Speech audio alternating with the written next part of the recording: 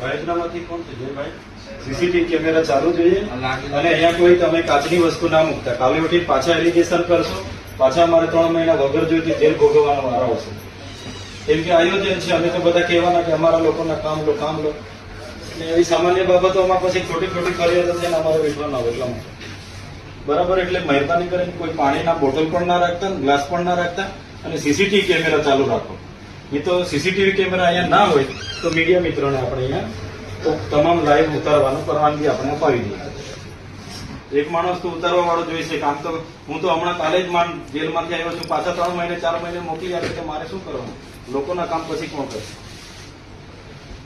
એટલે બધાને આપણા પ્રાયોજના મેડમને કહો લાઈવ સીસીટીવી કેમેરા જોઈએ. અહીંયા પાણીની બોટલ, ગ્લાસ બાસ કઈ ના જોઈએ. આ તો પછી પ્રી પ્લાનિંગ થી કાલે ઉઠીને પાછા કોઈ મારી હાથે વગર જોઈતી હોતી પાછા મને મોકલી આપે.